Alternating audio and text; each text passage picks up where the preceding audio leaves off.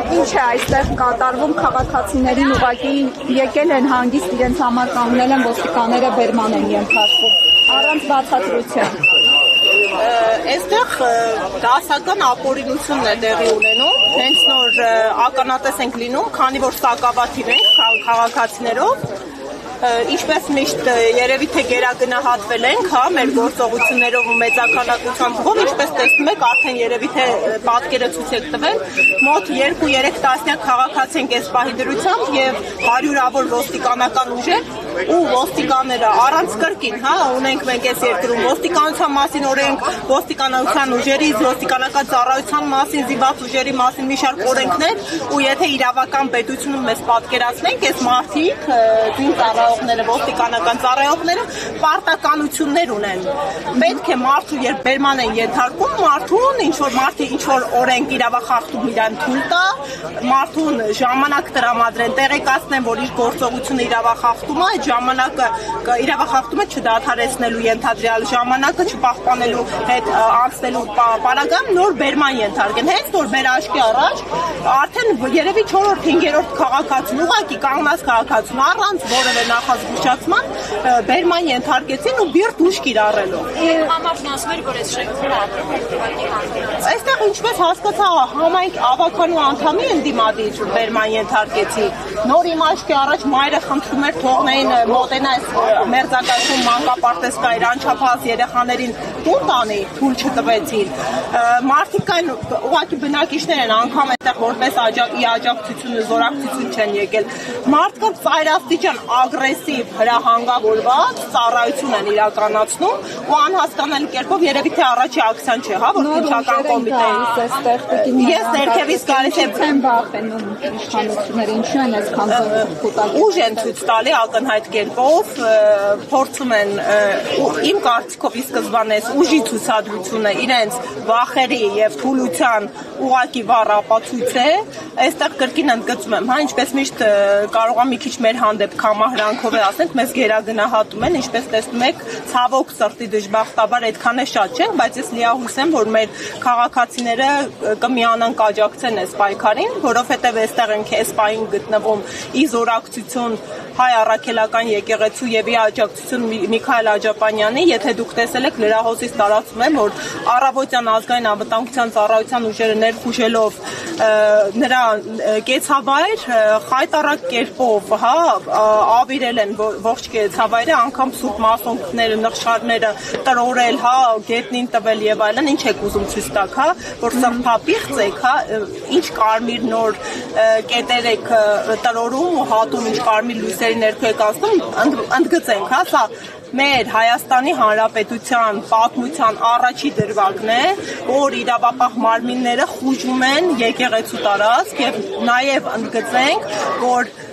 իրենք սա ապօրինաբար են անում։ Ինչ իրավական հետևանքներ այս ամենը պետք է ունենա։ Նախ ընդգծենք, որ ի սկզբանե սա հակաիրավական է, արձանագրենք, որ Նիկոլ Փաշինյանը եւ իշխող ուժը իրավապահ մարմիններին հակաիրավական հրահանգավորումներ են տալիս, որովհետեւ մեր երկրում սահմանադրությունը ամրագրում է օրինականության սկզբունքը, իսկ օրինականության սկզբունքը ասում է, որ վարչապետը եւ մնացած պաշտոնյաները այս երկրում միայն իրավասու են կատարել այն, ինչ իրենց լիազորում է օրենքն ու սահմանադրությունը, իսկ համանուն եկեղեցուն նվիրված դրույթ ունենք մեր սահմանադրությամբ, որը տալիս է մեր հայ առաքելյաց եկեղեցուն բացառիկ կարգավիճակ ու ունենք նույնանուն օրենք եկեղեցու պետության հարաբերությունները կարգավորող այդ օրենքում սահմանված է, որ պետությունը իրավունք չունի միջամտելու ներ եկեղեցական հարաբերություններին։ Այնինչ Նիկոլ Փաշինյանը մեկնարկել է Facebook-յան տիրույթում, արդեն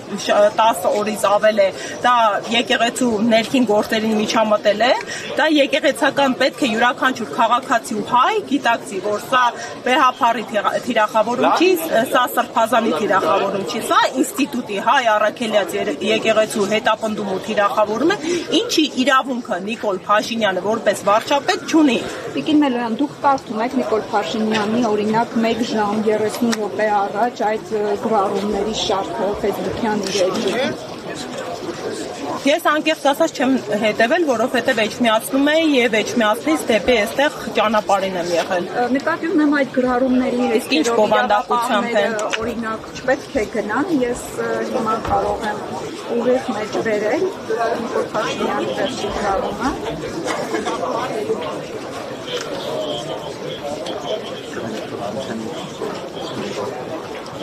Տեսեք, օրինակ վերջին մեկ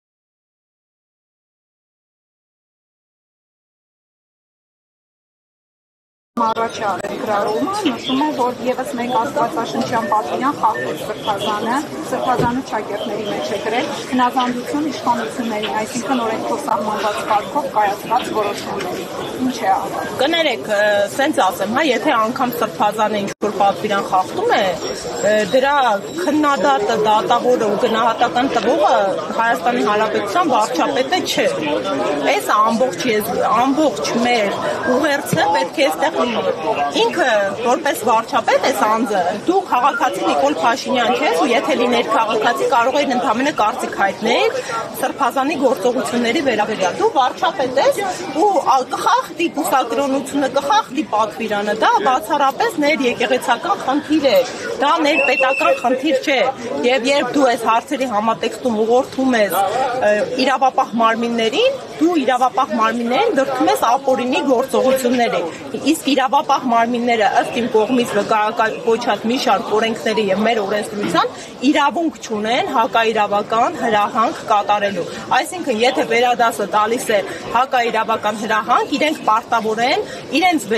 նրա վերադասին զեկուցելու դրա մասին եւ ձեռնպահ մնալու այդ հրահանգը կարգադրությունը կատարելու։ Այս մարդիկ եւս ստիպում են այս ոստիկաններին ծառայության աշխատակիցներին ապօրինի գործողություններ կատարել, որոնց համար հետագայում երբ մեր երկրում վերականգնվի ժողովրդավար կարգավիճակը մեր պետության եւ մեր երկրում վերականգնվեն իրավական պետության հենասյուները, բնականաբար այս մարդիկ իրենց ապօրինի գործողությունների համար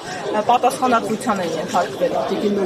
Դուք նշեցիք քանի հոգու եք տեսել։ Ես ինքս ֆիքսեցի այստեղ երկու քաղաքացու եւ մինչ այդ էլ եթերով եւս երկուսի ու ոնց հասկացած մեկն էլ ավականու անդամ էր, ըստ էության ուղղակի որ առաջ որպես առաջ տղամարդու որ ձեռքի ոտք արած տարան, ասեցին ավականու դիմադին անդամ է, ես չհասցրեցի ֆիքսել դեմքը։ Իսկ մյուսը կապումներ օրինակ աջակից է թե անցով։ Մյուս քաղաքացին իմ աչքի առաջ էր, մարդը ընդհանրապես շիշը ձեռքը ոչ անգամ չհասցրեցին հաղորդակցել, հա, ասում եմ, ոստիկանությունը ունի պարտավորությունների շրջանակ, ոստիկանությունը պարտավոր է մարդուն ասել իրավախախտումը ժամանակ տրամադրել եւ այլն, առանց որևէ պրոցեդուրալ ընդհանրակարգային կանոնակարգի պահպանման մարդուն անմիջապես ագրեսիվ կերպով վերման ենթարկեցին։